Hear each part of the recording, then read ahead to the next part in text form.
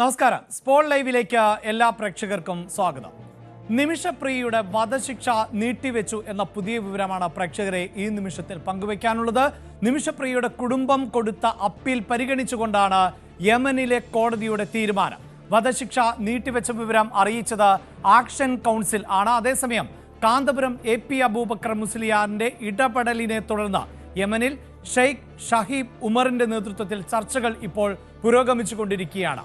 കൊല്ലപ്പെട്ട തലാലിന്റെ കുടുംബവുമായി കൂടുതൽ ചർച്ചകൾ നടക്കും. ഇതിന്റെ അടിസ്ഥാനത്തിലായിരിക്കും ഒരുപക്ഷെ ഈ വധശിക്ഷ എന്നേക്കുമായി റദ്ദാക്കപ്പെടുമോ എന്നത് ഉൾപ്പെടെയുള്ള കാര്യങ്ങളിൽ വ്യക്തത കൈവരികയുള്ളൂ. എന്തായാലും ഈ മണിക്കൂറുകളിൽ വലിയ ആശ്വാസം തന്നെയാണ്. യമനിൽ വധശിക്ഷയ്ക്ക് വിധിക്കപ്പെട്ട് കഴിയുന്ന നിമിഷപ്രിയ എന്ന മലയാളി സ്ത്രീക്ക് അവരുടെ ജീവിതത്തിലേക്ക് തിരിച്ചു വരാൻ അവസരം കിട്ടുമോ എന്നത് സംബന്ധിച്ച നിർണായകമായ മണിക്കൂറുകളാണ് കടന്നുപോകുന്നത്.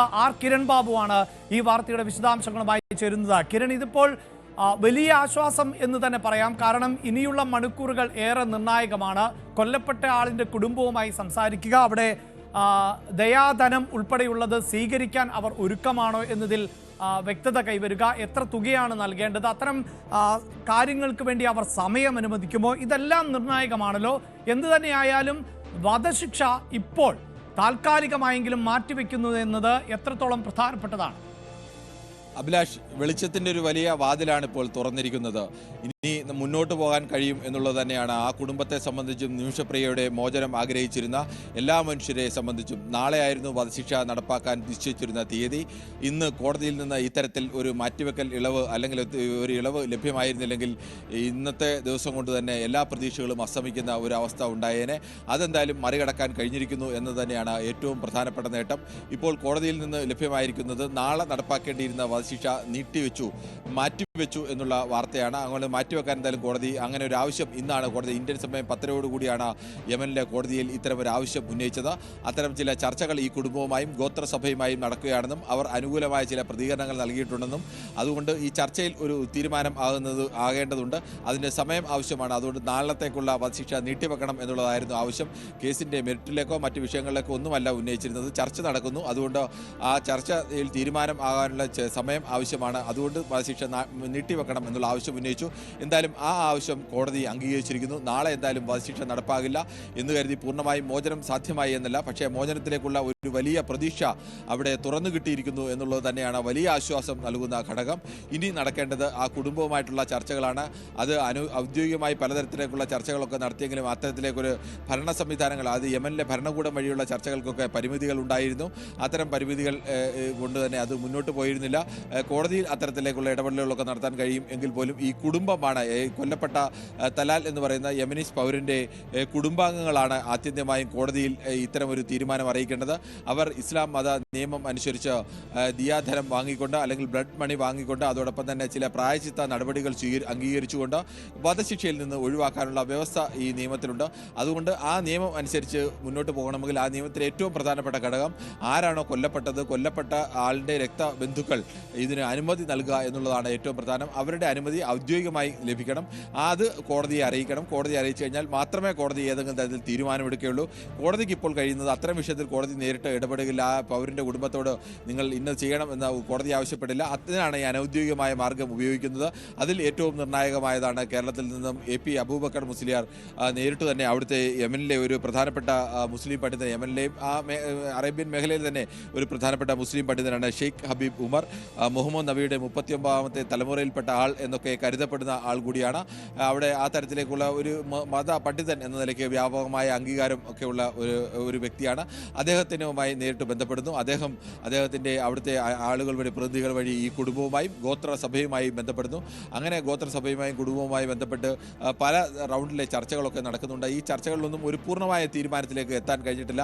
പക്ഷേ ചർച്ചകൾക്ക് പോലും തയ്യാറല്ല എന്നുള്ള ഒരു ഉറച്ച നിലപാടിൽ നിന്ന് ചർച്ചയുടെ ഒരു അന്തരീക്ഷത്തിലേക്ക് ഈ കുടുംബത്തെ എത്തിക്കാൻ കഴിഞ്ഞിട്ടുണ്ട് എന്നുള്ളത് പ്രധാനപ്പെട്ട ഒരു നേട്ടമാണ്. പ്രതീക്ഷ നൽകുന്ന പ്രധാന ഒരു ഘടകമാണ്.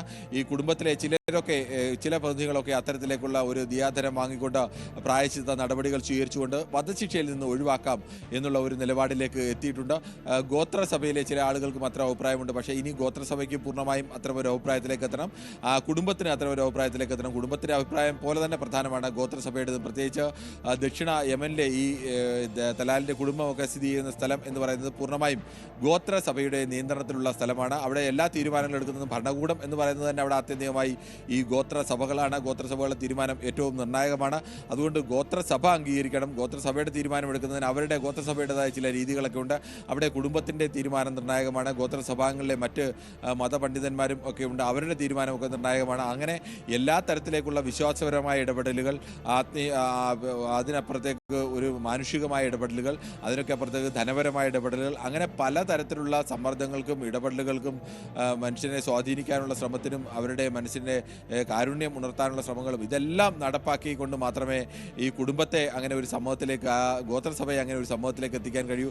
പ്രത്യേകിച്ച് പലപ്പോഴും ഗോത്രസഭകൾ ഏതെങ്കിലും വ്യവസ്ഥാപിതമായ രൂപം ഗോത്രസഭകൾക്കില്ല. അത് ലിഖിതമായ ഒരു ഭരണഘടനയോ രീതിയോ ഒന്നുമല്ല. അത് പരമ്പരാഗതമായി അവർ തുടർന്നു വരുന്ന രീതിയാണ്. പലപ്പോഴും ഇത്തരം ഗോത്രസഭകളുടെ പ്രധാനപ്പെട്ട ന്യൂനത എന്ന് പറയുന്നത് വൈകാരികമായി തീരുമാനങ്ങൾ എടുക്കുക എന്നുള്ളതാണ്. അല്ലാതെ നിയമത്തിന് മുന്നിൽ തെളിവുകൾ പരിശോധിച്ചതിനപ്പുറത്തേക്ക് വൈകാരികമായ തീരുമാനങ്ങളാണ്. അത്തരം ഒരു വൈകാരിക തീരുമാനത്തിൻ്റെയൊക്കെ അനുകൂലമാക്കി വരണം. അതിനുശേഷം അത് കോടതിയെ അറിയിക്കണം. തീർച്ചയായും അതാണല്ലോ, അതായത് കിരൺ, ഇതിൽ ഉണ്ടാകുന്ന ഒരു പ്രതിസന്ധിയും അത് തന്നെയല്ലേ. അതായത് ഇറാനിലെ പ്രത്യേകമായൊരു, യമനിലെ പ്രത്യേകമായൊരു സാഹചര്യം ഉണ്ട്. അവിടെ ഈ സന എന്ന് പറയുന്ന പ്രദേശം തന്നെ ഹൂതികളുടെ കയ്യിൽ ഉള്ള ഒരു പ്രദേശമാണ്. അവിടെ സൂഫി പണ്ഡിതന്റെ തീരുമാനമൊക്കെ വളരെ പ്രധാനപ്പെട്ടതായി മാറും. അതിനപ്പുറത്ത് ആ രാജ്യം മുന്നോട്ട് വയ്ക്കുന്ന നിയമമുണ്ട്. അത് പലപ്പോഴും കിരൺ സൂചിപ്പിച്ചതുപോലെ അവിടുത്തെ പ്രാദേശികമാകുന്ന മതമേലധ്യക്ഷന്മാരുടെ കൂടിയൊക്കെ കരുണയെ ആശ്രയിച്ചാണ് പല ശിക്ഷകളിലും ഇളവ് ലഭിക്കുക. ഇവിടെ ഭരണകൂടത്തിൻ്റെ ഭാഗത്ത് നിന്ന്, പ്രത്യേകിച്ച് ഇന്ത്യയുടെ ഭാഗത്ത് നിന്ന് ചില ഇടപെടലുകൾ ഉണ്ടായിട്ടുണ്ട് എങ്കിൽ പോലും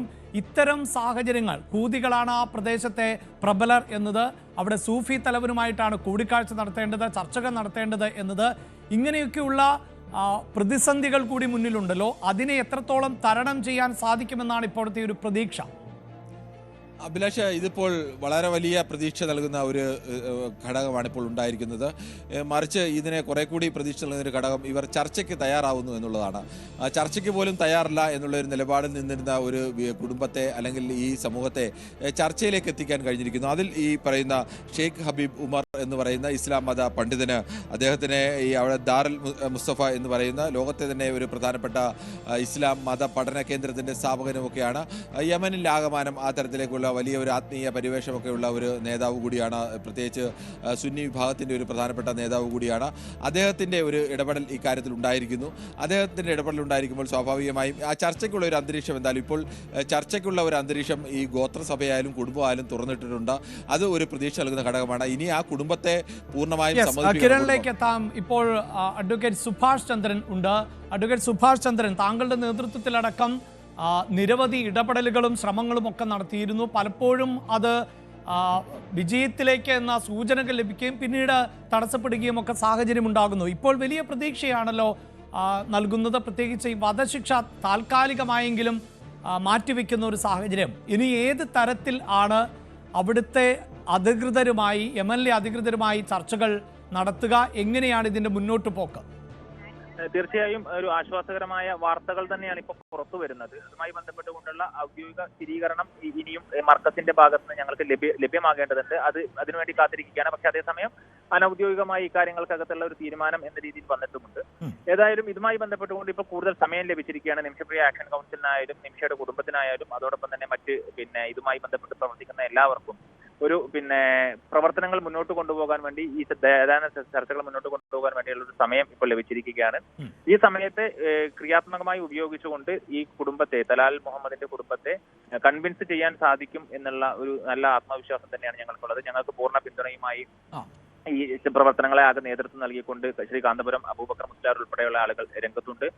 അതോടൊപ്പം തന്നെ സാമ്പത്തിക പിന്തുണയുമായി കേരളത്തിലെ പ്രമുഖരായ ആളുകൾ ശ്രീ എം എ യൂസഫ് പോലെയുള്ളവരും അതുപോലെ തന്നെ ബോബി ചെമ്മണ്ണൂരിനെ പോലുള്ളവരൊക്കെ നേരത്തെ വലിയ തുക വാഗ്ദാനം ചെയ്തിരുന്നു. അതോടൊപ്പം തന്നെ ശ്രീ റഹീം ട്രസ്റ്റ് അവരും അവരുടെ സഹായം നൽകാമെന്ന് പറഞ്ഞിരുന്നു. അപ്പോൾ ഇനി ദയാധന ചർച്ചകളിലേക്ക് പോകാൻ സാധിക്കും എന്നുള്ള ഒരു പ്രതീക്ഷ, ശുഭപ്രതീക്ഷ തന്നെയാണ്. അവിടെ ഞാൻ ഇടപെട്ട് ചോദിക്കുന്നത് അഡ്വക്കേറ്റ് സുഭാഷ് ചന്ദ്രൻ, ഈ തുക അതായിരുന്നു യഥാർത്ഥത്തിൽ ഈ പ്രതിസന്ധി. അപ്പോൾ ഒരു പണം കണ്ടെത്തി ഈ ദിയാദനം നൽകിയാൽ അവർ അംഗീകരിക്കും, അല്ലെങ്കിൽ ഈ വധശിക്ഷയിൽ നിന്ന് ഒഴിവാക്കപ്പെടുമെന്ന് നമുക്ക് ഈ ഘട്ടത്തിൽ പ്രതീക്ഷിക്കാമോ? തുക ഒരിക്കലും ഈ ദിയാദന ഈ ചർച്ചകൾക്ക് ഒരു തടസ്സമായിരുന്നിട്ടില്ല. കാരണം ഇന്നുവരെ സലാൽ മുഹമ്മദിന്റെ കുടുംബത്തെ ചർച്ചാ ടേബിളിലേക്ക് കൊണ്ടുവരാൻ വേണ്ടി, ഈ നെഗോസിയേഷൻ ടേബിളിലേക്ക് കൊണ്ടുവരാൻ വേണ്ടി നമുക്ക് സാധിച്ചിട്ടുണ്ടായിരുന്നില്ല. അത് കഴിഞ്ഞ ദിവസങ്ങളിലാണ്, തൊട്ടടുത്ത ദിവസങ്ങളിൽ ഇന്നലെയും ഇന്നുമൊക്കെയായാണ് സലാൽ മുഹമ്മദിന്റെ സഹോദരൻ ഉൾപ്പെടെയുള്ള ആളുകൾ ഈ ചർച്ചകളിലേക്ക് വരുന്നത്. അതിനുശേഷമാണ് അവിടെ നിന്നുള്ള പ്രധാനപ്പെട്ട യമനിലെ രാഷ്ട്രീയ നേതൃത്വത്തിന്റെയും അതോടൊപ്പം തന്നെ മറ്റ് മത നേതൃത്വത്തിന്റെയും ഒക്കെ ഇടപെടൽ ഉണ്ടാകുന്നത്. ഇത്തരത്തിലുള്ള വിവിധ തലങ്ങളിലുള്ള സമ്മർദ്ദങ്ങളുടെ ഭാഗമായാണ് ഇപ്പോൾ നമുക്കൊരു താൽക്കാലികമായിട്ടുള്ള ഒരു ആശ്വാസം ഉണ്ടായിരിക്കുന്നത്. അത് ഒരു പൂർണ്ണമായ ആശ്വാസമാക്കാൻ. ശരി, അവിടെ അഡ്വക്കേറ്റ് സുഭാഷ് ചന്ദ്രൻ, ഇതിലിപ്പോൾ ഔദ്യോഗികമായി ഏതെങ്കിലും തരത്തിലെ ആക്ഷൻ കൗൺസിലിന് ഇതുമായി ബന്ധപ്പെട്ട് ഈ വധശിക്ഷ താൽക്കാലികമായെങ്കിലും മാറ്റിവെക്കുന്നു എന്നത് സംബന്ധിച്ച വിവരം ലഭിച്ചിട്ടുണ്ടോ? ഞാൻ പറഞ്ഞത് ഔദ്യോഗികമായ സ്ഥിരീകരണം ലഭ്യമാകുന്നത് ഇതൊരു വളരെ കോംപ്ലിക്കേറ്റഡ് ആയ കേസാണ്. രണ്ട് രാജ്യങ്ങൾ തമ്മിലുള്ള നയതന്ത്ര പ്രശ്നങ്ങൾ ഉണ്ടാകാനിടയുള്ള കേസാണ്. അപ്പോൾ അത്തരത്തിലുള്ള വളരെ സെൻസിറ്റീവായ ഒരു മനുഷ്യജീവനെ സംബന്ധിച്ചുള്ള ഒരു കേസാണ്. അപ്പോൾ അതിലൊക്കെ കുറച്ചുകൂടി ഉത്തരവാദിത്വത്തോടു കൂടി ആ കാര്യങ്ങൾ നിർവഹിക്കണമെന്ന് കരുതുന്ന ഒരു ആക്ഷൻ കൗൺസിലാണ് ഞങ്ങളുടെ നിമിഷപ്രിയ ആക്ഷൻ കൗൺസിൽ എന്ന് പറയുന്നത്. അതിന് കൃത്യമായി ഭരണകൂടത്തിന്റെയും ഒപ്പം ഈ ഇപ്പൊ കാന്തപുരത്തിനെ പോലെയുള്ളവരുടെ ഇടപെടലുകളൊക്കെ ഉണ്ട് എന്ന തരത്തിൽ റിപ്പോർട്ടുകൾ പുറത്തു വരുന്നത് കൊണ്ടാണ് ഞാൻ താങ്കളോട് ചോദിക്കുന്നത്. അപ്പോൾ തീർച്ചയായും അതാണ് ഞാൻ പറഞ്ഞത്. ശ്രീ കാന്തപുരം ഉൾപ്പെടെയുള്ള മർക്കത്തിന്റെ നേതാക്കന്മാർ ഇതിനകത്ത് ഇടപെടുകയും അവരുടെ ഭാഗമായിട്ടുള്ള പ്രവർത്തനങ്ങൾ നടത്തുകയും ചെയ്യുന്ന സമയത്ത് അവരിൽ നിന്ന് ഔദ്യോഗികമായിട്ടുള്ള ഒരു സ്ഥിരീകരണം കൂടി നമുക്ക് ആ ഔദ്യോഗിക തലത്തിൽ തന്നെ ലഭ്യമായാൽ മാത്രമേ ഞങ്ങൾക്ക് ഔദ്യോഗികമായി അവർ ഞങ്ങളെ അറിയിച്ചു എന്ന് പറയാൻ സാധിക്കുകയുള്ളൂ. അപ്പോൾ ആ സ്ഥിരീകരണത്തിന് വേണ്ടി അവരെ ബന്ധപ്പെട്ടിട്ടുണ്ട്. അവരും ഈ കേന്ദ്ര സർക്കാരിന്റെ ഭാഗത്തു നിന്നും പോസിറ്റീവായ നീക്കങ്ങളുണ്ടോ? സ്വാഭാവികമായും ഇന്നലെ ഞാൻ പറഞ്ഞില്ലേ, ഇതിനകത്ത് എല്ലാവരും AG ഉൾപ്പെടെയുള്ള ആളുകൾ ഇന്നലെ സുപ്രീം കോടതിയിൽ കേസ് വരുന്ന സമയത്തും പറഞ്ഞത് അതിനകത്ത് സർക്കാർ സാധ്യമായ ഇടപെടലുകൾ നടത്തുന്നുണ്ടെന്ന് അറ്റോർണി ജനറൽ അറിയിച്ചിട്ടുണ്ട്. അത് നയതന്ത്ര തലത്തിലും നയതന്ത്ര തലത്തിലല്ലാതെയും നടത്തുന്നുണ്ടെന്ന് അവർ അറിയിച്ചിട്ടുണ്ട്. അതോടൊപ്പം പരിമിതികളും അവർ ചൂണ്ടിക്കാണിച്ചിട്ടുണ്ടായിരുന്നു ഇന്നലെ കേന്ദ്ര സർക്കാർ. ആ പരിമിതികൾ ഉണ്ടെന്ന് പറയുന്ന സമയത്താണ് നമുക്ക് സമാന്തരമായ ഇടപെടലുകൾ നടത്തേണ്ടി വന്നത്. അപ്പോൾ ആ സമാന്തരമായ ഇടപെടലുകൾ ആര് നടത്തിയാലും ശരി, ഇപ്പോൾ ഈ കാര്യത്തിനകത്ത് ഒരു തീരുമാനം അല്ലെങ്കിൽ ഒരു ശുഭകരമായിട്ടുള്ള ഒരു സൂചനയിലേക്ക് കാര്യങ്ങൾ പോകും. യെസ്, അതാണ് നിമിഷപ്രിയയുടെ കുടുംബത്തോടും ഞങ്ങൾക്ക് പറയാനുള്ളത്. അഡ്വക്കേറ്റ് സുഭാഷ് ചന്ദ്രന്റെ വാക്കുകൾ തന്നെയാണ്. കഴിഞ്ഞ ദിവസം ന്യൂസ് 18 തന്നെ നിമിഷപ്രിയയുടെ ഭർത്താവ് ഏറെ സങ്കടത്തോടു കൂടിയാണ് അദ്ദേഹം പ്രതികരിച്ചത്. പക്ഷേ ഈ സമവായ ചർച്ചകളിൽ അല്ലെങ്കിൽ ഇടപെടലുകളിൽ വലിയ പ്രതീക്ഷയുണ്ട് എന്ന് അദ്ദേഹം പറഞ്ഞിരുന്നു. ഒരു രാജ്യം ഒന്നടങ്കം ഒപ്പം നിൽക്കുന്നുണ്ട്. പക്ഷെ മറ്റൊരു രാജ്യത്ത് നടന്നിട്ടുള്ള കുറ്റകൃത്യമാണ്. ആ രാജ്യത്തിന് അവരുടേതായ നിയമ സംവിധാനങ്ങൾ ഉണ്ട്. ആ നിയമ സംവിധാനങ്ങളെ പരിമിതിയിൽ നിന്നുകൊണ്ട് മാത്രമേ ഇന്ത്യയെപ്പോലൊരു രാജ്യത്തിന് ഈ വിഷയത്തിൽ ഇടപെടാൻ സാധിക്കുകയുള്ളൂ. അപ്പോഴും ഭരണകൂടവും മറ്റ് മതസാമുദായിക സംഘടനകളും ഒരു ജനതയും എല്ലാം ഒരുമിച്ച് തന്നെ നിമിഷപ്രിയയുടെ മോചനത്തിന് വേണ്ടി ഉണ്ട് എന്നതാണ് ഏറ്റവും പ്രധാനം. ഈ വാർത്തയുടെ വിശദാംശങ്ങൾ കൂടിയാണ് കിരൺ ബാബു നൽകിയത്. സ്പോട്ട് ലൈവ് ഇനി മറ്റൊരു വാർത്തയിലേക്കാണ് പോകുന്നത്. എറണാകുളം നെട്ടൂരിൽ കണ്ടെയ്നർ ലോറിയുമായി രാജസ്ഥാൻ സംഘം പിടിയിലായിരിക്കുന്നു. തമിഴ്നാട്ടിലെ കൃഷ്ണഗിരിയിൽ നിന്ന് സംഘം കാർ മോഷ്ടിച്ചിരുന്നു. കാർ മോഷണ വിവരം തമിഴ്നാട് പോലീസ് കേരള പോലീസിന് കൈമാറിയതിനെ തുടർന്നാണ് പുലർച്ചെ 3-അംഗ സംഘത്തെ പനങ്ങാട് പോലീസ് അറസ്റ്റ് ചെയ്തത്. കസ്റ്റഡിയിൽ നിന്ന് ചാടിപ്പോയ മൂന്നാമത്തെയാളെയും പോലീസ് സാഹസികമായി പിടികൂടി. മോഷ്ടിച്ച കാർ ATM കൊള്ളയ്ക്ക് ഉപയോഗിക്കാനാണ് സംഘം പദ്ധതിയിട്ടിരുന്നത് എന്നാണ് പോലീസ് സംശയിക്കുന്നത്. അതേസമയം ഇവർ മോഷ്ടിച്ച കാർ തമിഴ്നാട്ടിൽ ഉപേക്ഷിച്ച നിലയിൽ കണ്ടെത്തുകയും ചെയ്തു.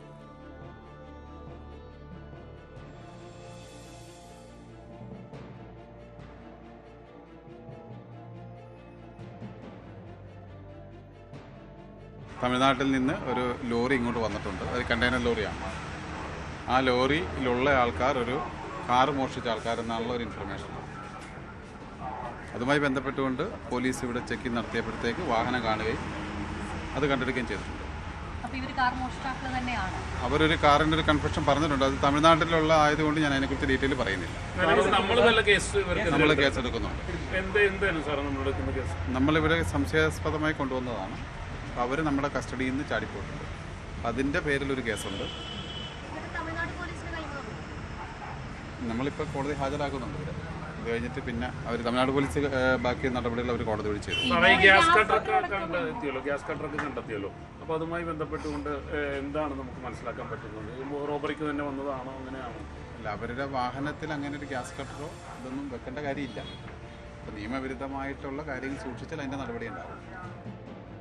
വാർത്തയുടെ വിശദാംശങ്ങളുമായി നവമി ദിനേശാണ് ചേരുന്നത്. നവമി, പോലീസിന്റെ പ്രതികരണത്തിൽ നിന്ന് തന്നെ വ്യക്തമാണ് തമിഴ്നാട് പോലീസ് ആവശ്യപ്പെട്ടത് പ്രകാരമാണ് വാഹന പരിശോധന. ആ വാഹന പരിശോധനയിൽ പിടികൂടിയ ഒരാൾ ചാടിപ്പോകുന്നു, വീണ്ടും സാഹസികമായി പിടികൂടുന്നു. നിലവിൽ അതുകൊണ്ട് തന്നെ കേരളത്തിൽ ഇതുമായി ബന്ധപ്പെട്ട് കേസെടുക്കുന്നുണ്ട്. ഒരു പക്ഷേ വലിയ മോഷ്ടാക്കളോ അല്ലെങ്കിൽ ഇത്തരം തട്ടിപ്പിന്റെ ഒരു വലിയ കണ്ണിയോ ഒക്കെ ആയിരിക്കാം ഇത് എന്ന് നമുക്ക് പ്രതീക്ഷിക്കേണ്ടി വരുമല്ലേ?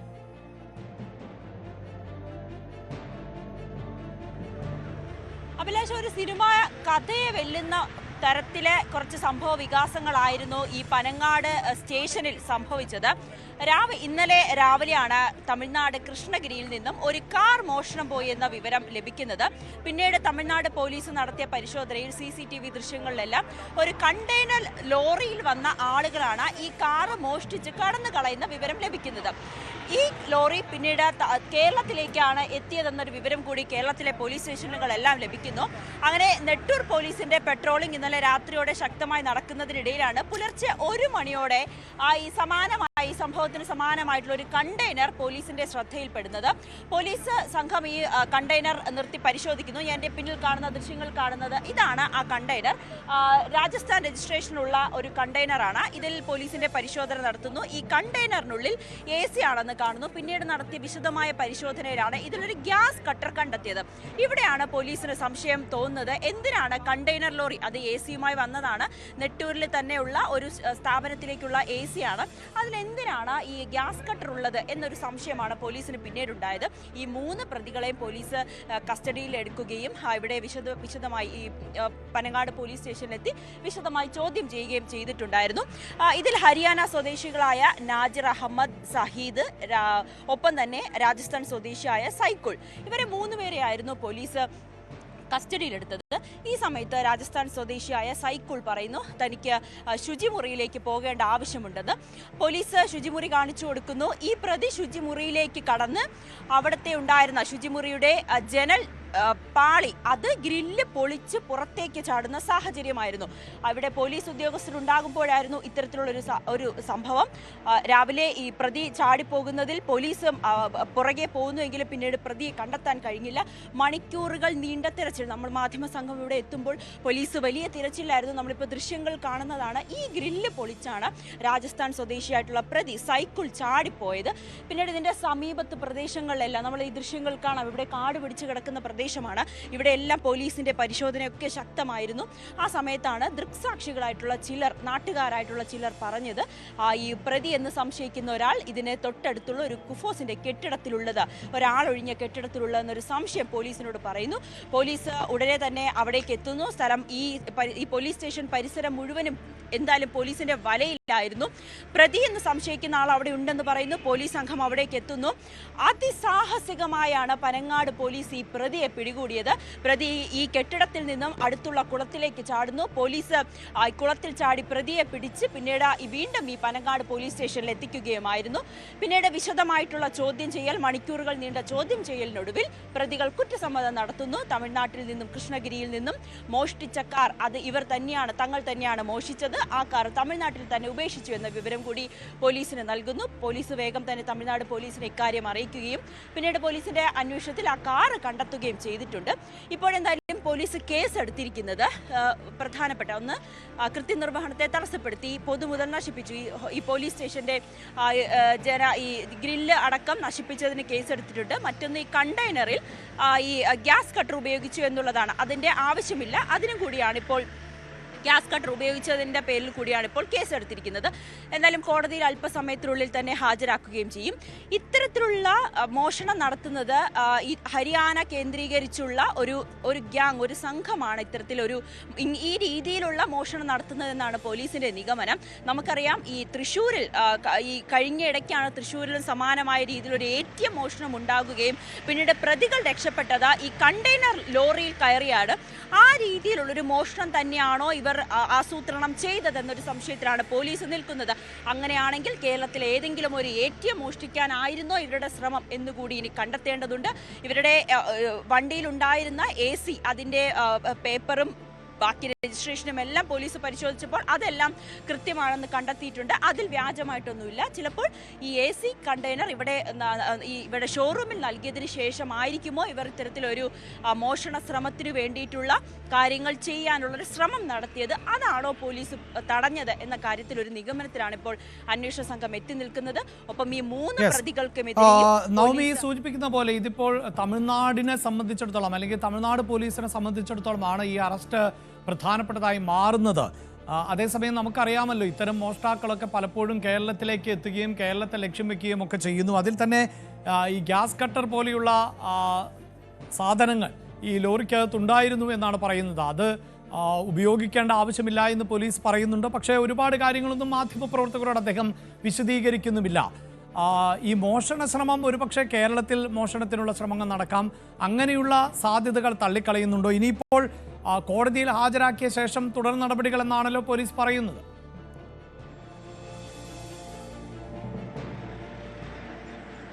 അതെ അഭിലാഷ്, ഈ കണ്ടെയ്നറിൽ കാർ കയറ്റി മറ്റൊരു സ്ഥലത്തേക്ക്, മോഷ്ടിച്ച കാർ കയറ്റി മറ്റൊരിടത്തേക്ക് കൊണ്ടുവന്ന് അത് ATMലോ അല്ലെങ്കിൽ മറ്റെവിടെയെങ്കിലും ഒരു മോഷണം നടത്തി പിന്നീട് ഈ കാറിൽ രക്ഷപ്പെടാനാണ് സാധാരണ ഇത്തരത്തിലുള്ള മോഷ്ടാക്കൾ ശ്രമിക്കുന്നത്. ഈ ഹരിയാനയിൽ കേന്ദ്രീകരിച്ച് പ്രവർത്തിക്കുന്ന ഒരു മേവത് സംഘമുണ്ട്.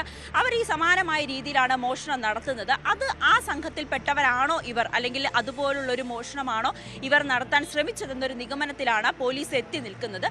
അതെന്തായാലും പ്രതികളിൽ നിന്ന് വിശദമായി ചോദിച്ചറിയേണ്ടതുണ്ട്. ഇവിടെ എന്തായാലും ഒരു മോഷണം നടക്കാത്തൊരു സാഹചര്യത്തിൽ ഈ മോഷ്ടിച്ച കാർ പോലും തമിഴ്നാട്ടിൽ തന്നെയാണ് ഉപേക്ഷിച്ചത്. ആ കേസ് രജിസ്റ്റർ ചെയ്തത് പോലും തമിഴ്നാട്ടിലായതുകൊണ്ട് കേരള പോലീസിനെ സംബന്ധിച്ച്, പനങ്ങാട് പോലീസിനെ സംബന്ധിച്ച് അതിലൊരു തുടരന്വേഷണത്തിന്റെ ആവശ്യമില്ല. പക്ഷേ പോലീസിന് അറിയേണ്ടത് എന്തിനാണ് ഇതിലൊരു ഗ്യാസ് കട്ടർ ഉണ്ടായിരുന്നത്, എന്ത് ആവശ്യത്തിനാണ് ഈ കണ്ടെയ്നറിൽ ഗ്യാസ് കട്ടർ കൊണ്ടുവന്നത്. ഒപ്പം പോലീസ് സ്റ്റേഷനിലെ ഈ പൊതുമുതൽ നശിപ്പിച്ചതിനും അതോടൊപ്പം തന്നെ ഉദ്യോഗസ്ഥരുടെ ഡ്യൂട്ടി തടസ്സപ്പെടുത്തിയത്, എന്നീ 2 വകുപ്പുകൾ പ്രകാരമാണ് ഇപ്പോൾ പ്രതികൾക്കെതിരെ കേസെടുത്തിരിക്കുന്നത്. എന്തായാലും ഇനി കസ്റ്റഡിയിലടക്കം ആവശ്യപ്പെടാനുള്ളൊരു സാധ്യതയും കുറവാണ്. പകരം ഇത് തമിഴ്നാട് പോലീസിന് പ്രതികളെ കൈമാറാനാണ് സാധ്യത. എന്തായാലും ചിലപ്പോൾ വലിയൊരു കൊള്ളയാണോ, ATM കൊള്ളയാണോ ഇവർ നടത്താൻ ഉദ്ദേശിച്ചതെന്ന് അറിയില്ല. എങ്കിൽ പോലും പോലീസിന്റെ കൃത്യമായിട്ടുള്ള ഒരു ഇടപെടൽ തന്നെയാണ് അങ്ങനെ ഒരു സാധ്യതയിൽ നിന്നും ഈ പ്രതികളെ പിടികൂടുവാനും പെട്ടെന്ന് തന്നെ തുടർ നടപടികളിലേക്ക് ഈ മോഷ്ടിച്ച കാർ ഉൾപ്പെടെ കണ്ടെത്തുവാനും ഒക്കെ കഴിഞ്ഞത് കേരള പോലീസിന്റെ കൃത്യമായിട്ടുള്ള ഇടപെടൽ. തീർച്ചയായും കേരള പോലീസിനെ സംബന്ധിച്ചിടത്തോളം അഭിമാനിക്കാവുന്ന ഒരു ഇടപെടൽ തന്നെയാണ് ഈ വിഷയത്തിൽ നടത്തിയത്. പ്രത്യേകിച്ച് തമിഴ്നാട് സർക്കാർ അല്ലെങ്കിൽ തമിഴ്നാട് പോലീസ് ആണ് ഇത്തരത്തിലൊരു സൂചന, അതായത് കേരളത്തിലേക്ക് ഒരു കണ്ടെയ്നറുമായി ഒരു സംഘം കടന്നിട്ടുണ്ട്, അവരെ പിടികൂടാൻ ഉള്ള സാധ്യതയെക്കുറിച്ച് ആരാഞ്ഞത്. അത് കൃത്യമായി പോലീസ് നിർവഹിക്കുന്നു. മാത്രവുമല്ല നവമി സൂചിപ്പിച്ചതുപോലെ തന്നെ ഒരു സിനിമാ സ്റ്റൈലിലുള്ള രക്ഷപ്പെടൽ ശ്രമവും ഒക്കെ നടത്തിയെങ്കിലും അതും കേരള പോലീസ് പൊളിച്ചു കളഞ്ഞു എന്നതാണ് നവമിയുടെ റിപ്പോർട്ടിൽ നിന്ന് വ്യക്തമാവുന്നത്. നമുക്ക് കാട്ടാക്കട പോക്സോ കോടതി തീപിടുത്തത്തിൽ അട്ടിമറി സാധ്യത സംശയിച്ച് പോലീസ്. തൊണ്ടി മുതൽ സൂക്ഷിച്ചിരുന്ന മുറിയിൽ മാത്രം തീപിടിച്ചതിൽ ആണ് സംശയം. ഇന്നലെ രാത്രി 9 മണിയോടെയായിരുന്നു തീപിടുത്തം. തൊണ്ടി മുതലും ഫയലുകളും കത്തി നശിച്ചിട്ടുണ്ട്. കാട്ടാക്കട പോക്സോ കോടതിയിലെ ഫയൽ ആൻഡ് തൊണ്ടി റൂമിലെ ഒരു തീപിടുത്തമുണ്ടായിരുന്നു. അത് സംബന്ധിച്ച് കാട്ടാക്കട പോലീസ് സ്റ്റേഷനിൽ കേസ് രജിസ്റ്റർ ചെയ്തിട്ടുണ്ട്. സംഭവ സ്ഥലം ഇന്നലെ രാത്രിയോട് തന്നെ പോലീസ് ഗാർഡിലായിരുന്നു. എല്ലാ കാര്യങ്ങളും വിശദമായി പരിശോധിച്ചതിന് ശേഷം എന്തെങ്കിലും ഫൗൾ പ്ലേ ഉണ്ടെങ്കിൽ അതിനനുസരിച്ച് നടപടിയെടുക്കുന്നതായിരിക്കും. അല്ല, തീപിടുത്തം ഏതാണ്ട് ഒരു 5 മണിയോടാണ് സംഭവം ശ്രദ്ധയിൽപ്പെട്ടത്. അതിനുശേഷം ഇമ്മീഡിയറ്റ് ആയിട്ട് ഫയർഫോഴ്സും ടീമുകളെല്ലാം വന്നിരുന്നു. അപ്പോൾ അതിൻ്റെ അകത്ത് മാത്രമേ കത്തിയിട്ടുള്ളതായിട്ടാണ് ഇപ്പോൾ പ്രാഥമികമായിട്ട് മനസ്സിലായിട്ടുള്ളത്. കുറച്ച് ഫയലുകൾ കത്തിയിട്ടുണ്ട്, കുറച്ച് തൊണ്ടികൾ മുതലുകളും കത്തിയതായിട്ട് കാണുന്നുണ്ട്. 9 മണിയോടുകൂടി പുക പോകുന്നത് കണ്ടു. അങ്ങനെ അടുത്തുള്ള ആൾ വന്ന് വീട്ടിൽ വന്ന് പറഞ്ഞു ഇങ്ങനെ പുക പോകുന്നുണ്ട്. വന്ന് നോക്കിയപ്പോൾ ഇവിടെയാണ് പുക. അങ്ങനെ ഫയർഫോഴ്സിനെ അറിയിച്ചു, പോലീസിനെ അറിയിച്ചു. ഫയർഫോഴ്സ് ഒരു 15 മിനിറ്റ് കഴിഞ്ഞപ്പോൾ ഫയർഫോഴ്സ് വന്നു. ഫയർഫോഴ്സ് വന്നിട്ട് അവർ പിന്നെ ഷട്ടറിൻ്റെ ലോക്ക് കട്ട് ചെയ്ത് ഷട്ടർ പൊക്കി അകത്ത് കയറി ഫയർ എക്സ്റ്റിംഗ്വിഷർ വെച്ച് പിന്നെ അണയ്ക്കുകയായിരുന്നു. അത് പുക പുറത്ത് പോകുന്നതിലേക്ക് വേണ്ടി ഈ ടഫൻ ഗ്ലാസ് പൊട്ടിക്കുകയായിരുന്നു. മറ്റ് വേറെ ഓഫീസ് എല്ലാം 5 മണിക്ക് അടയ്ക്കും. ബാക്കി പിന്നെ ഈ വൈറ്റ് മാജിക് എന്ന് പറഞ്ഞിട്ട് അവർ 8-9 മണിയാകുമ്പോൾ സ്ഥാപനമുണ്ട് ഈ ഒരു ബിൽഡിംഗില്. സ്ഥാപനം 1, 2, 5, 6 സ്ഥാപനമുണ്ട്. 7 വർഷം. 7 വർഷമൊക്കെ ആയിട്ടുണ്ട്. അപ്പൊ ഷോർട്ട് സർക്യൂട്ട് അങ്ങനെ മറ്റു പ്രശ്നമൊന്നും വേറെ അടുത്തുണ്ടായിട്ട് ഇല്ല, വേറെ അടുത്തുണ്ടായില്ല. വേറെ ഒരു കംപ്ലൈന്റ് ഇതുവരെ ഇല്ല.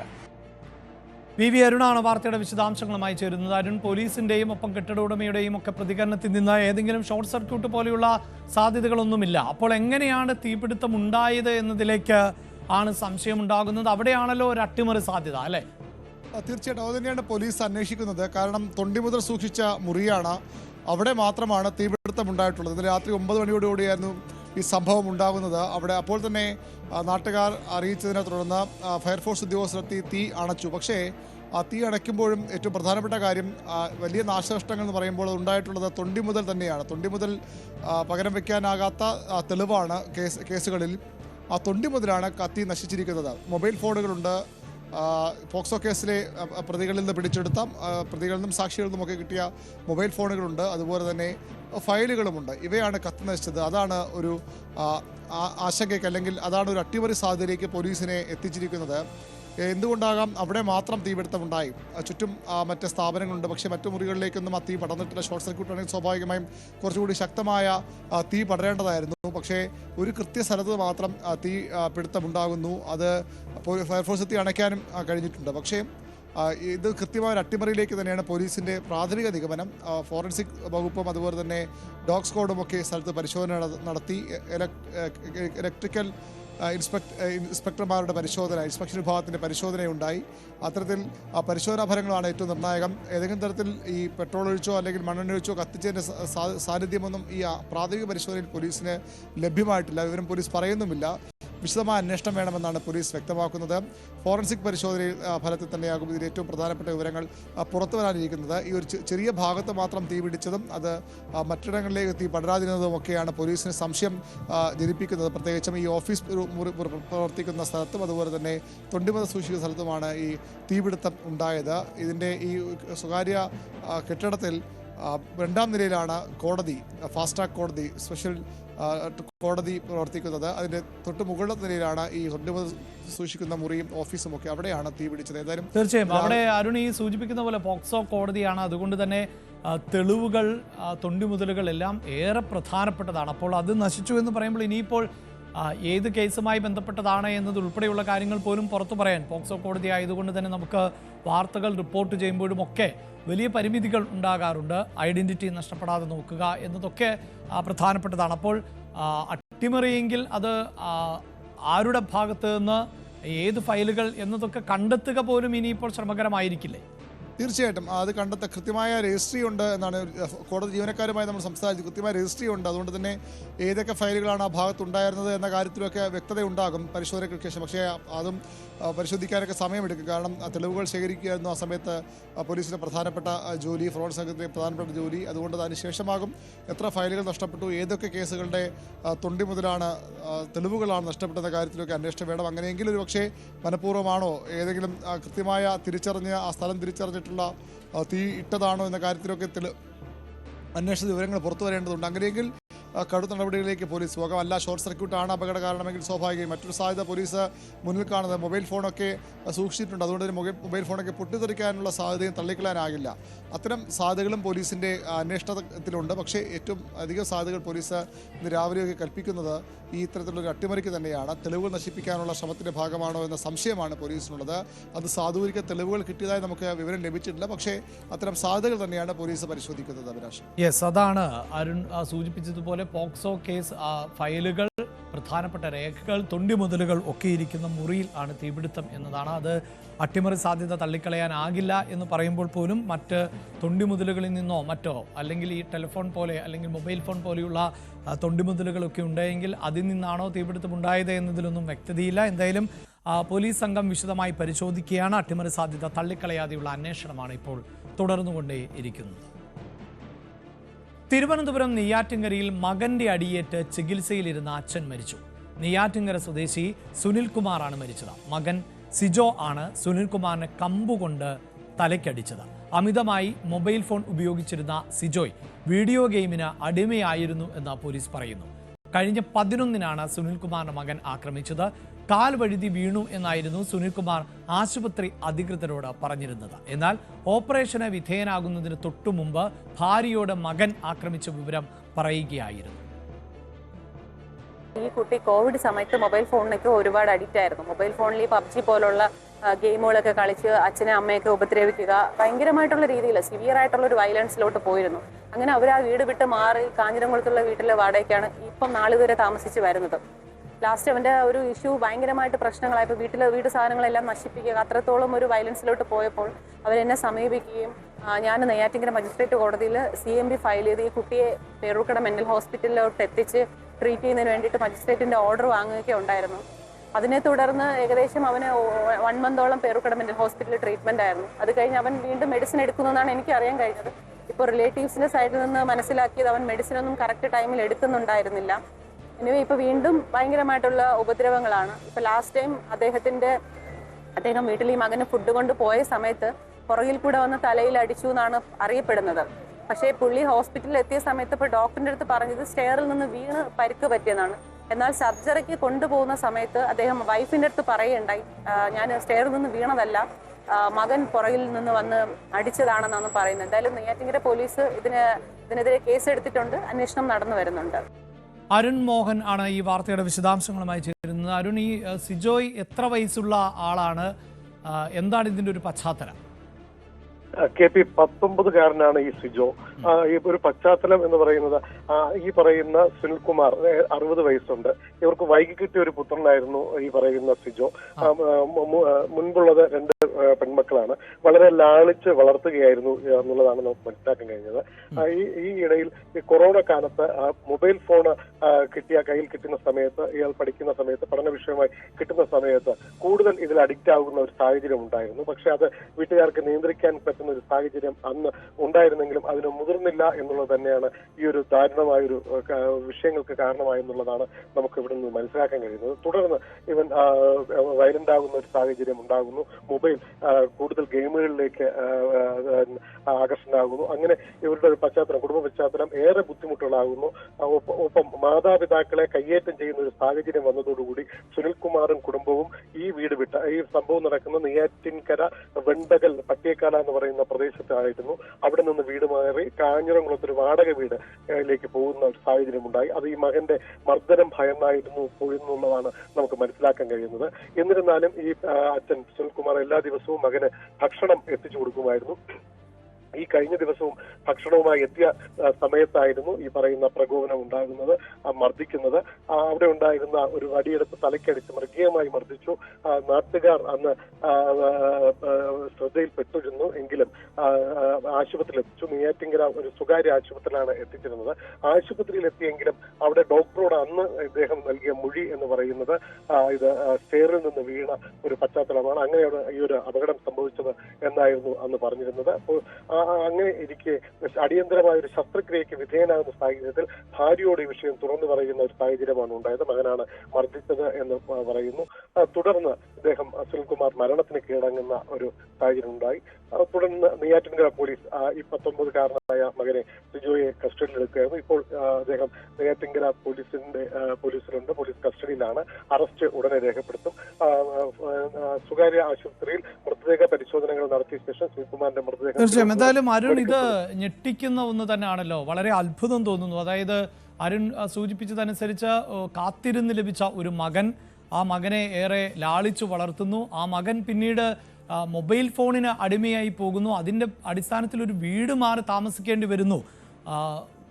അച്ഛനെ കൊല്ലുന്ന തരത്തിലേക്ക് ഈ മൊബൈൽ എങ്ങനെ വഴിതെറ്റിച്ചു എന്നുള്ളതാണ്. നമുക്കറിയാം, ഇപ്പോൾ ഈ കോവിഡ് കാലത്തടക്കം ഒരുപാട് കുട്ടികൾക്ക് അവരുടെ വിദ്യാഭ്യാസമടക്കം സാധിച്ചിരുന്നത് മൊബൈൽ പോലെയുള്ള സംവിധാനങ്ങൾ ഉപയോഗിച്ചുകൊണ്ടാണ്. അപ്പോൾ മൊബൈൽ ഫോൺ എന്നത് നല്ല രീതിയിൽ ഉപയോഗിക്കുന്നുവെങ്കിൽ അത് എല്ലാവർക്കും ഗുണകരമാകുന്ന ഒന്നാണ്. പക്ഷേ അതിൻ്റെ മോശം ഭാഗമാണ് കുട്ടികൾ ഉൾക്കൊള്ളുന്നത് എങ്കിൽ അത് എങ്ങനെയാണ് ഒരു കുടുംബത്തെ തകർക്കുന്നത് എന്നതിൻ്റെ ഉദാഹരണമായി മാറുകയല്ലേ ഇത്? തീർച്ചയായും KP, അത് തന്നെയാണ് നമുക്ക് ഇവിടെ ചൂണ്ടിക്കാട്ടാൻ കഴിയുന്നത്. ഈ പറയുന്ന ഈ കോവിഡ് സമയത്ത് ഇവർക്ക് കിട്ടിയ മൊബൈൽ, അത് അന്ന് ഈ പറയുന്ന സിജോ വിദ്യാർത്ഥിയായിരുന്നു. സ്വാഭാവികമായും അവന്റെ പഠന ഉപകരണമായിരുന്ന ആ മൊബൈൽ പിന്നീട് പഠന വിഷയത്തിൽ നിന്ന് മാറി അവന്റെ ഗെയിം കളിക്കുന്ന ഒരു പശ്ചാത്തലത്തിരിക്കുന്നു. ഇത് നിയന്ത്രിക്കാൻ കഴിയുന്ന ഒരു സാഹചര്യം വീട്ടുകാരും അന്ന് മുതിർന്നില്ല. കാരണം നേരത്തെ സൂചിപ്പിച്ചതുപോലെ വൈകി കിട്ടിയ ഓമന പുത്രനായതുകൊണ്ട് കൂടുതൽ ലാളനയും സ്നേഹവും നൽകി. പക്ഷേ കൗൺസിലിംഗ് ഉൾപ്പെടെ വിധേയനാക്കാൻ വേണ്ടി മെമ്പർ ഉൾപ്പെടെ നേരത്തെ സംസാരിച്ച അനിത മെമ്പർ ഉൾപ്പെടെ അവരെ കൗൺസിലിംഗിന് വിധേയനാക്കാൻ പോയെങ്കിലും അന്ന് ഈ പറയുന്ന മെമ്പറെ ഉൾപ്പെടെ പഴിചാരുന്ന ഒരു തരത്തിലേക്ക് മാതാപിതാക്കൾ അന്ന് എത്തിയിരുന്നു. കാരണം മകനോടുള്ള അമിത വാത്സല്യം എന്നുള്ളതാണ് നമുക്ക് മനസ്സിലാക്കാൻ കഴിയുന്നത്. എന്തായാലും ഈ പറയുന്ന നേരത്തെ സൂചിപ്പിച്ച പോലെ അമിതമായ സ്വാതന്ത്ര്യവും ഈ പറയുന്ന നിയന്ത്രണമില്ലാതെ തന്നെയായിരുന്നു ഈ ഒരു മരണത്തിന് വഴിതെളിച്ചത്. ഇതിന്റെ മറ്റൊരു ഉദാഹരണമായിരുന്നു മാസങ്ങൾക്ക് മുമ്പ് നെയ്യാറ്റിങ്കര വെള്ളറടയിൽ അച്ഛൻ മകനെ വെട്ടിക്കൊലപ്പെടുത്തിയ ഒരു സംഭവം നമ്മൾ റിപ്പോർട്ട് ചെയ്ത് ഒരു പശ്ചാത്തലം ഉണ്ടായിരുന്നു. അതേപോലെ തന്നെയാണ് ഇപ്പോൾ നെയ്യാറ്റിങ്കരയിലും അമിതമായ സ്വാതന്ത്ര്യം ആണ് ഇപ്പോൾ അച്ഛന്റെ ജീവനെടുക്കാൻ മകൻ തുനിഞ്ഞത് എന്ന് തന്നെ നമുക്ക് പറയേണ്ടിയിരിക്കും. യെസ്, സമൂഹം ഒന്നടങ്കം ശ്രദ്ധിക്കേണ്ട ഒരു വാർത്ത കൂടിയാണിത്. മകന്റെ മൊബൈൽ ദുരുപയോഗത്തെ തുടർന്നാണ് അച്ഛന് ജീവൻ നഷ്ടപ്പെടുന്നത്. അച്ഛന്റെ തലയ്ക്കടിച്ച് കൊല്ലുന്നു. അതും 19 വയസ്സുള്ള ഒരു മകൻ. ഏറെ കാത്തിരുന്ന് ലഭിച്ച ഒരു കുട്ടിയായിരുന്നു. ഏറെ ലാളിച്ചു വളർത്തിയ ഒരു മകനാണ് ഇത്തരത്തിൽ അച്ഛനെ കൊലപ്പെടുത്തിയത് എന്നതാണ് ഞെട്ടിക്കുന്നത്. ആക്സിയം 4 ദൗത്യസംഘം ഭൗമാന്തരീക്ഷത്തിൽ പ്രവേശിച്ചു. അല്പസമയത്തിനകം ഡ്രാഗൺ പേടകം സ്പ്ലാഷ് ഡൗൺ ചെയ്യും എന്നാണ് വിവരം. പസഫിക് സമുദ്രത്തിൽ US നേവി സുരക്ഷ ശക്തമാക്കിയിട്ടുണ്ട്. ശുഭാംശു ശുക്ലയെയും സംഘത്തെയും സ്പ്ലാഷ് ഡൗണിന് ശേഷം ടെക്സസിലെ ജോൺസൺ സ്പേസ് സെന്ററിലേക്ക് ആണ് എയർലിഫ്റ്റ് ചെയ്യുക. അജയ് സുധ ബിജുവാണ് വാർത്തയുടെ വിശദാംശങ്ങളുമായി ചേരുന്നത്. അജയ്, ശാസ്ത്രലോകം ഒന്നടങ്കം കാത്തിരിക്കുന്നു. അതിനപ്പുറത്ത് നമ്മൾ ഇന്ത്യക്കാർ ഒന്നടങ്കം ശുഭാംശുവിനെ തിരികെ ഭൂമിയിലേക്ക് ആനയിക്കാൻ കാത്തിരിക്കുന്നു. ഇപ്പോൾ അതിൻ്റെ ഏത് ഘട്ടത്തിലേക്ക്, അതായത് മടങ്ങിവരവിൻ്റെ ഏത് ഘട്ടത്തിലാണ് ആക്സിയം 4 എത്തി നിൽക്കുന്നത്? അഭിലാഷ്, ഉടൻ തന്നെ നമുക്ക് ഒരു ശുഭവാർത്ത കേൾക്കാൻ സാധിക്കും എന്ന് തന്നെയാണ് പ്രതീക്ഷ. ഇപ്പോൾ നിലവിലെ സാഹചര്യങ്ങൾ അനുസരിച്ച് നേരത്തെ പ്രവചിച്ചതുപോലെ ഇന്ത്യൻ സമയം കൃത്യം 3 മണിക്ക് തന്നെ സ്പ്ലാഷ് ഡൗൺ സംഭവിക്കും എന്ന് തന്നെയാണ് നമുക്ക് അറിയാൻ സാധിക്കുന്നത്. ഇനി മൊത്തത്തിൽ 22 മിനിറ്റിനകത്ത് സ്പ്ലാഷ് ഡൗൺ ഉണ്ടാകുമെന്ന് ഇപ്പോൾ ആക്സിയം സ്പേസിൻ്റെ സെൻറ്ററിൽ നിന്ന് ഉള്ള അറിയിപ്പുകൾ ലഭിക്കുന്നുണ്ട്. നിലവിൽ ഭൗമ ഉപരിതലത്തിൽ നിന്ന് 215 കിലോമീറ്റർ ഉയരത്തിലാണ് ഈ ആക്സിയം സ്പേസിൻ്റെ ആക്സിയം 4 ദൗത്യസംഘം സഞ്ചരിക്കുന്ന ഡ്രാഗൺ പേടകം സ്ഥിതി ചെയ്യുന്നത്. ഇതിൻ്റെ ഒരു നേരത്തെ നമ്മൾ മുമ്പൊക്കെ ചർച്ച ചെയ്തതുപോലെ ഇതിൻ്റെ ഡി ഓർബിറ്റൽ ത്രസ്റ്ററുകൾ ജ്വലിപ്പിക്കുന്ന ജോലികളുണ്ടായിരുന്നു. അപ്പോൾ അത്തരത്തിൽ ഡി ഓർബിറ്റൽ പ്രക്രിയ അതിൻ്റെ അവസാന ഘട്ടവും പൂർത്തിയായി കഴിഞ്ഞു. അങ്ങനെ ഭൗമ അന്തരീക്ഷത്തിൽ 350 കിലോമീറ്റർ ഉയരത്തിൽ നിന്ന് താഴേക്ക് വന്ന് ഭൗമ അന്തരീക്ഷത്തിൽ നിലവിൽ ഈ പേടകം പ്രവേശിച്ചു കഴിഞ്ഞു. ഇനി അടുത്തുള്ളത് ഇതിൻ്റെ വേഗത കുറയ്ക്കുന്ന ഒരു നടപടിയാണ്. അതിന് ഇനിയും കുറച്ചുകൂടി താഴേക്ക് വരാനുണ്ട്. നിലവിൽ 207 കിലോമീറ്റർ ഉയരത്തിലാണ് ഈ പേടകമുള്ളത്. 150 കിലോമീറ്ററിനും 120 കിലോമീറ്ററിനും ഉയരത്തിനിടയിൽ വെച്ചാണ് ഈ വേഗത കുറയ്ക്കുന്ന നടപടികളിലേക്ക് കടക്കുന്നത്. അതായത് ഒരു വളരെയധികം വേഗതയിൽ പോകുന്ന ഒരു കാർ അത് പെട്ടെന്ന് സഡൻ ബ്രേക്ക് ചെയ്യുന്നതല്ല ഇവിടുത്തെ ഒരു പ്രക്രിയ എന്ന് പറയുന്നത്. ആ കാർ പെട്ടെന്ന് അതിൻ്റെ ദിശ മാറ്റി ഇപ്പോൾ നേരെ പോകുന്ന കാർ പെട്ടെന്ന് ഡയറക്റ്റായിട്ട് ഒറ്റയടിക്ക് തിരിച്ച് അതിൻ്റെ ഓപ്പോസിറ്റ് ഡയറക്ഷനിൽ ജ്വലനം നടത്തി അത് ഭൂമിയിലേക്കുള്ള ഒരു വേഗത കുറയ്ക്കുന്ന ഒരു പ്രക്രിയയാണ് ഇപ്പോൾ നടക്കാൻ പോകുന്നത്. ആ ഒരു ഘട്ടത്തിലേക്ക് നിലവിൽ കടന്നുകൊണ്ടിരിക്കുകയാണ്. ഇപ്പോൾ ഈ ഒരു സ്റ്റേജിലേക്ക് കടക്കുമ്പോൾ സ്വാഭാവികമായിട്ടും ഒരു കമ്മ്യൂണിക്കേഷൻ ബ്ലാക്ക് ഔട്ട് ഉണ്ടാകും. അത് ഇതിന് ചുറ്റും താപനില ഒരു ക്രമാതീതമായി ഉയരുന്നത് കൊണ്ടാണ്. ഈ പേടകത്തിന് ചുറ്റുമുള്ള താപനില ഏകദേശം 2200 ഡിഗ്രി സെൽഷ്യസോ അതിന് മുകളിലേക്ക് ഉയർന്നേക്കാം. എന്നാൽ ഈ പേടകത്തിന് ചുറ്റുമുള്ള ഒരു താപ കവചം അത് പേടകത്തിനെ സംരക്ഷിച്ചു നിർത്തും. പുറത്ത് എത്രയൊക്കെ താപനില ഉയർന്നാലും അകത്ത് ബഹിരാകാശ സഞ്ചാരികൾക്ക് വെറും 29 ഡിഗ്രി സെൽഷ്യസ് താപനില മാത്രമേ അനുഭവപ്പെടൂ എന്നുള്ളതും ഇതിൻ്റെ ഏറ്റവും വലിയ പ്രത്യേകതയാണ്. അപ്പോൾ ഈ താപനില ക്രമാതീതമായി ഉയരുന്നത് കാരണം ഇതിന് ചുറ്റും ഒരു താപവലയം ഉണ്ടാകും. താപവലയം കാരണം കമ്മ്യൂണിക്കേഷൻ ഒരു 7 അല്ലെങ്കിൽ 7 മിനിറ്റ് മുതൽ 9 മിനിറ്റ് വരെ ഇതിൻ്റെ ഇടയ്ക്കുള്ള ഒരു ഗ്യാപ്പിൽ അത് നഷ്ടപ്പെടാനുള്ള സാധ്യതയുണ്ട്. ആ ഒരു സമയത്ത് ആക്സിയം ഫോർ സംഘത്തിനോട് നമുക്ക് സംസാരിക്കാൻ ഗ്രൗണ്ടിൽ നിന്ന് കമ്മ്യൂണിക്കേഷൻ നടത്താൻ പറ്റില്ല. അതിനുശേഷം ഈ ഒരു താപനില കുറച്ച് കുറഞ്ഞതിന് ശേഷമായിരിക്കും ഈ കമ്മ്യൂണിക്കേഷൻ ബന്ധങ്ങൾ പുനഃസ്ഥാപിക്കപ്പെടുക. ഇപ്പോൾ നിലവിൽ എല്ലാം ശുഭകരമായി തന്നെ നടന്നുകൊണ്ടിരിക്കുകയാണ്. ഈ പേടകം അത് കൂടുതൽ താഴ്ചയിലേക്ക് വന്നുകൊണ്ടിരിക്കുകയാണ്. 176 കിലോമീറ്റർ ഉയരത്തിലാണ് ഇപ്പോൾ പേടകമുള്ളത്. എന്നാൽ ഇപ്പോഴും ഏതാണ്ട് 27,000 km/h വേഗതയിലാണ് ഇത് താഴേക്ക് വന്നുകൊണ്ടിരിക്കുന്നത്. ഈ വേഗതയാണ് ഒറ്റയടിക്ക് കുറയ്ക്കേണ്ടത്. അതാണ് ഇതിൻ്റെ ഒരു അടുത്ത ഘട്ട വെല്ലുവിളി എന്ന് പറയുന്നത്. ഒരു പ്രത്യേക ചരിവിൽ ഈ പേടകത്തിനെ തിരിച്ചതിന് ശേഷം വേണം ഈ ഓപ്പോസിറ്റ് ഡയറക്ഷനിലുള്ള ജ്വലനം നടത്താൻ വേണ്ടിയിട്ട്. ഈ തിരിവ് കൃത്യമായില്ലെങ്കിൽ ഇത് അന്തരീക്ഷത്തിൽ നിന്ന് തെന്നി മാറാനും അത് വീണ്ടും ബഹിരാകാശത്തേക്ക് പോകാനുമുള്ള സാധ്യതകളുണ്ട്. അപ്പോൾ അതുകൊണ്ട് വളരെയധികം ശ്രദ്ധയോടെയും വളരെ സസൂക്ഷ്മവും നടത്തേണ്ട ഒരു പ്രക്രിയയാണ് ഇതെന്ന് പറയുന്നത്. എന്നാൽ ഈ ഡ്രാഗൺ പേടകം എന്ന് പറയുന്നത് ഇതിനു മുൻപേ തന്നെ ഈ ഡ്രാഗൺ പേടകം ഇത്തരത്തിൽ സക്സസ്ഫുൾ ആയിട്ടുള്ള ദൗത്യങ്ങൾ നടത്തിയിട്ടുള്ളതിനാൽ തന്നെ അവരെ സംബന്ധിച്ചിടത്തോളം ഇത് വളരെ ഒരു ലളിതമായിട്ടുള്ള ഒരു പ്രക്രിയ തന്നെയായിരിക്കും. എന്നാൽ നമ്മൾ ഇന്ത്യക്കാരെ സംബന്ധിച്ചിടത്തോളം ഇപ്പോൾ ശുഭാംശു ശുക്ല നമ്മുടെ ആദ്യമായി അന്തരീക്ഷ ബഹിരാകാശ നിലയത്തിൽ പോയി വന്നിട്ടുള്ള അദ്ദേഹത്തെ സംബന്ധിച്ചിടത്തോളം ഇതൊരു പുതിയ അനുഭവം തന്നെയാണ്. തീർച്ചയായിട്ടും ഈ ഒരു നിർണായകമായിട്ടുള്ള ഘട്ടത്തിലേക്കാണ് കടക്കേണ്ടത്. ഈ 27,000 km/h വേഗതയിൽ സഞ്ചരിക്കുന്ന പേടകം അത് ഒറ്റയടിക്ക് വേഗത കുറച്ച് ഭൂമിയിലേക്ക് അത് സ്പ്ലാഷ് ഡൗൺ ചെയ്യുമ്പോൾ പരമാവധി വേഗം 15 km/h മാത്രമേ ആകാവൂ. അതിനുവേണ്ടി ആദ്യം ഈ പേടകത്തിൻ്റെ ഇത് വേഗത പരമാവധി കുറച്ചതിന് ശേഷം ഈ പേടകത്തിൽ നിന്നുള്ള 2 പാരച്യൂട്ടുകൾ ആദ്യം ഉയർത്തും. ഈ 2 പാരച്യൂട്ടുകൾ എന്നാൽ വേഗത നിയന്ത്രിക്കുന്നതിനല്ല, ഇതിൻ്റെ ഒരു സന്തുലിതാവസ്ഥ അത് മെയിൻറ്റെയിൻ ചെയ്ത് അതിൻ്റെ ഒരു നേരെയാക്കി അതിൻ്റെ ഒരു ദിശ ക്രമീകരിക്കുന്നതിനാണ് ഈ ആദ്യത്തെ 2 പാരച്യൂട്ടുകൾ ഉയർത്തുന്നത്. അതിനുശേഷം വീണ്ടും 2 പാരച്യൂട്ടുകൾ ഉയർത്തും. ആദ്യം ഉയർത്തുന്നത് 2 ചെറിയ പാരച്യൂട്ടുകളാണ്. ഇതാണ് ഇതിൻ്റെ ഒരു സന്തുലിതാവസ്ഥ ക്രമീകരിക്കുന്നതിന് സഹായിക്കുന്നത്. അതിനുശേഷം 2 വലിയ പാരച്യൂട്ടുകൾ ഉയർത്തും. ഈ പാരച്യൂട്ടുകൾ ഈ പേടകത്തിൻ്റെ വേഗത പരമാവധി കുറച്ചുകൊണ്ട് നേരത്തെ പറഞ്ഞതുപോലെ 15 km/h വേഗതയാക്കിക്കൊണ്ട് ഇത് സമുദ്രത്തിൽ സ്പ്ലാഷ് ഡൗൺ ചെയ്യാൻ സഹായിക്കും. ഈ പ്രക്രിയയിലേക്കാണ് ഇനി നമ്മൾ കടക്കുന്നത്. അതായത് അജയ് സൂചിപ്പിക്കുന്ന പോലെ സാധാരണ ഒരു പ്രേക്ഷകനെ സംബന്ധിച്ചിടത്തോളം നമുക്കറിയാം ബഹിരാകാശ നിലയത്തിൽ നിന്ന് യാത്ര ആരംഭിച്ചാൽ ഏതാണ്ട് 22 മണിക്കൂറിലധികം സമയമെടുത്തുള്ള ഒരു യാത്രയാണ്. എന്തിന് ഇത്രയധികം സമയം എന്നുള്ളത് സ്വാഭാവികമായ സംശയമാണ്. അവിടെ പ്രേക്ഷകരെ ഓർമ്മിപ്പിക്കേണ്ടത് ഇത് നേരെ കുത്തനെ, അതായത് ഒരു കല്ല് മുകളിലേക്ക് എറിഞ്ഞാൽ താഴേക്ക് വരുന്ന രീതിയിലല്ല ഈ പേടകം സഞ്ചരിക്കുക, മറിച്ച് അത് വട്ടമിട്ട് പറന്ന് സാവധാനം എത്തുന്നു. അതിൽ തന്നെ അജയ് സൂചിപ്പിച്ചതുപോലെ ഏറ്റവും അപകടകരമായ ഒരു ഘട്ടം എന്നത് ഭൗമാന്തരീക്ഷത്തിലേക്ക് പ്രവേശിക്കുക എന്നുള്ളതാണ്. അതുവരെയുള്ള യാത്രയുടെ ഒരു വേഗതയിലെ എതിർമർദ്ദം പ്രയോഗിക്കപ്പെടുന്ന ഒരു സാഹചര്യം ഉണ്ടാകുന്നു. അവിടെ പ്രവേഗത്തിന് അടക്കം മാറ്റമുണ്ടാകുന്ന സാഹചര്യം ഉണ്ടാകുന്നു.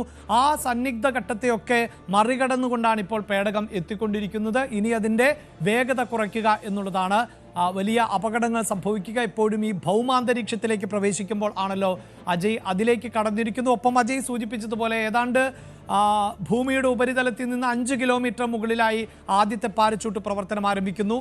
പിന്നീട് 2 കിലോമീറ്റർ. അങ്ങനെയെങ്കിൽ 3 മണിയോടുകൂടി തന്നെ ഈ സുധാംശു ഉൾപ്പെടെ ഉള്ളവർ ഭൂമിയിൽ പതിക്കും, അല്ലെങ്കിൽ ഭൂമിയെ തൊടും എന്ന് വേണമല്ലോ നമുക്ക് പ്രതീക്ഷിക്കാൻ. അതെ, നിലവിൽ ആ ഒരു സമയത്തിന് മാറ്റമൊന്നും വന്നിട്ടില്ല. ഇപ്പോഴും ഈ ആക്സിയം സ്പേസിൻ്റെ കൗണ്ട് ഡൗൺ ഇപ്പോൾ നിലവിൽ നടന്നുകൊണ്ടിരിക്കുകയാണ്. ഇനി 15 മിനിറ്റ് മാത്രമാണ് അവർ പറയുന്ന സമയം എന്ന് പറയുന്നത്, സ്പ്ലാഷ് ഡൗൺ ചെയ്യാനുള്ള സമയം. അതിൽ നിലവിൽ മറ്റൊരു മാറ്റമൊന്നും സംഭവിച്ചിട്ടില്ല. ഇപ്പോൾ കാലാവസ്ഥ ഉൾപ്പെടെ ഈ പസഫിക് സമുദ്രത്തിൽ അനുയോജ്യമാണ് എന്നാണ് അറിയിപ്പ് ലഭിച്ചിട്ടുള്ളത്. അവിടെ US നേവി ഇതിനോടകം തന്നെ സുരക്ഷ ശക്തമാക്കിയിട്ടുണ്ട്. അവിടെയുള്ള മത്സ്യത്തൊഴിലാളികളും അതുപോലെ തന്നെ റെഗുലർ പെട്രോളിയം ബോട്ടുകളോടും സമുദ്രത്തിൽ ഈ സ്പ്ലാഷ് ലാൻഡ് ചെയ്യാൻ ഉദ്ദേശിച്ചിട്ടുള്ള മേഖലയിൽ ഇറങ്ങരുതെന്ന് പ്രത്യേക നിർദ്ദേശം ഉൾപ്പെടെ നൽകിയിട്ടുണ്ട്.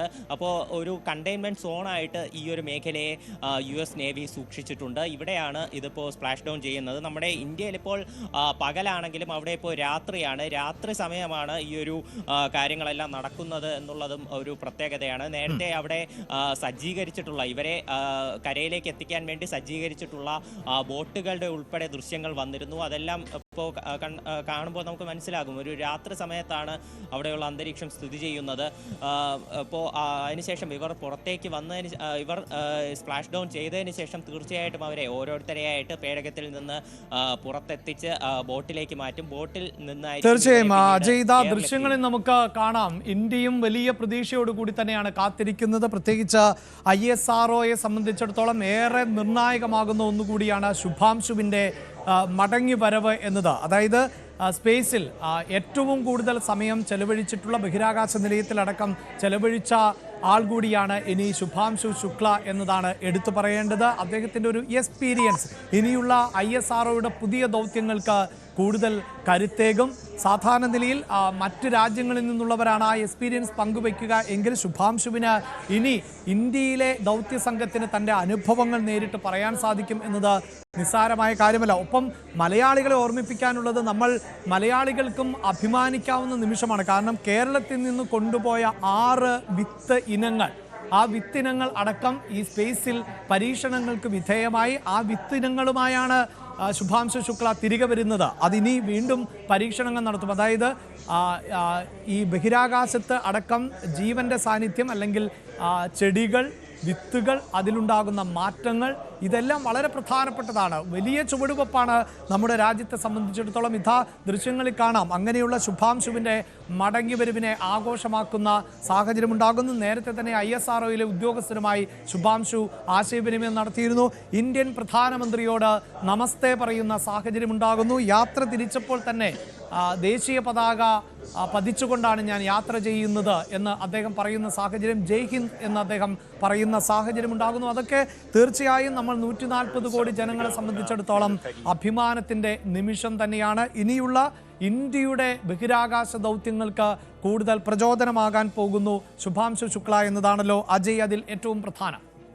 അതെ, തീർച്ചയായിട്ടും നമ്മുടെ ഇന്ത്യക്കാരുടെ ഒരു വലിയ അഭിമാനവും അതുപോലെ തന്നെ പ്രതീക്ഷയുമായിരുന്നു ഈ ദൗത്യം എന്ന് പറയുന്നത്. അദ്ദേഹം കൊണ്ടുപോയിട്ടുള്ള ഈ വിത്തുകൾ ഉൾപ്പെടെയുള്ള സാമ്പിളുകൾ അത് മുളപ്പിച്ച് അതിൻ്റെ മറ്റ് പരീക്ഷണം അടിസ്ഥാനത്തിലുള്ള അതിൻ്റെ ഡേറ്റ ഉൾപ്പെടെ ഇപ്പോൾ ഭൂമിയിലേക്ക് കൊണ്ടുവരികയാണ്. അതെല്ലാം ഇനി പരീക്ഷണ വിധേയമാക്കേണ്ടതുണ്ട്. ഇപ്പോൾ നിലവിൽ ISROയുടെ പ്രതിനിധികൾ അവർ കാലിഫോർണിയയിൽ എത്തിയിട്ടുണ്ടെന്നാണ് വിവരം. അപ്പോൾ ശുഭാംശു ശുക്ലയെ വരവേൽക്കാൻ നമ്മുടെ ഇന്ത്യൻ പ്രതിനിധികളും അവിടെ തന്നെ ഉണ്ടാകും. നമ്മുടെ ഇന്ത്യയിലേക്ക് നോക്കുകയാണെങ്കിൽ തീർച്ചയായിട്ടും ഇപ്പോൾ ISROയുടെ വിവിധ കേന്ദ്രങ്ങളാണെങ്കിലും എല്ലാവരും വലിയ പ്രതീക്ഷയിൽ തന്നെയാണ്. ശുഭാംശു ശുക്ലയുടെ വീട്ടിൽ നിന്നുള്ള ദൃശ്യങ്ങളെല്ലാം ഇന്ന് രാവിലെ വന്നിരുന്നു. അദ്ദേഹത്തിൻ്റെ വീടും അതുപോലെ തന്നെ അദ്ദേഹത്തിൻ്റെ നാടും എല്ലാം വലിയ രീതിയിലുള്ള ആഘോഷത്തിലാണ്. അവിടെ എല്ലാം അലങ്കരിച്ചിരിക്കുന്ന ദൃശ്യങ്ങളെല്ലാം ഉൾപ്പെടെ ഇന്ന് രാവിലെ പുറത്തു വന്നതാണ്. ഇപ്പോൾ നിലവിൽ ഒരു ഭൂമിയുടെ ഭൗമ അന്തരീക്ഷത്തിലേക്ക് കടന്നിട്ടുണ്ട്.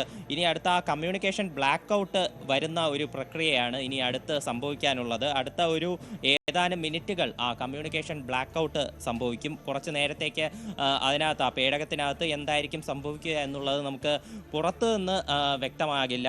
അതിനുശേഷമായിരിക്കും ഈ കമ്മ്യൂണിക്കേഷൻ പുനഃസ്ഥാപിക്കുന്നത്. എന്നാൽ ഇതൊരു ആശങ്കപ്പെടേണ്ട സാഹചര്യമല്ലെന്നാണ് അറിയിക്കുന്നത്. ഇത് സ്വാഭാവികമായി നമുക്ക് വളരെ പെട്ടെന്ന് തിരികെ എത്താം. ശുഭാംശുവിനെ സ്വാഗതം ചെയ്യാം. അതിനു മുമ്പ് വലിയ ദൗത്യം പൂർത്തിയാക്കിയാണ് ശുഭാംശു മടങ്ങുന്നത്. പക്ഷേ ഇനിയും വെല്ലുവിളികൾ ഏറെയാണ്. ഇത്രയും ദിവസം ഭൗമാന്തരീക്ഷത്തിന് പുറത്ത് സ്പേസിൽ ചെലവിട്ട ഒരു വ്യക്തിയുടെ ആരോഗ്യപരമായ വിഷയങ്ങൾ അടക്കം ഉണ്ട്. ഭൂമിയിലേക്ക് തിരികെ എത്തുമ്പോൾ ഇവിടുത്തെ സാഹചര്യവുമായി ഇനി ശുഭാംശുവിന് പൊരുത്തപ്പെടേണ്ടതുണ്ട്. അതിനുവേണ്ട വലിയ പരിശീലനം ദിവസങ്ങളോളം നടത്തേണ്ടതുണ്ട്. അതിന് മെഡിക്കൽ സംഘമടക്കം തയ്യാറായി നിൽക്കുന്നു. ആദ്യം അവിടേക്കാണ് ശുഭാംശുവിനെ ഉൾപ്പെടുന്ന സംഘത്തെ കൊണ്ടുപോവുക. വളരെ പെട്ടെന്ന് ഇതേ വാർത്തയിലേക്ക് തിരികെ എത്താം ഇടവേളയ്ക്ക് ശേഷം.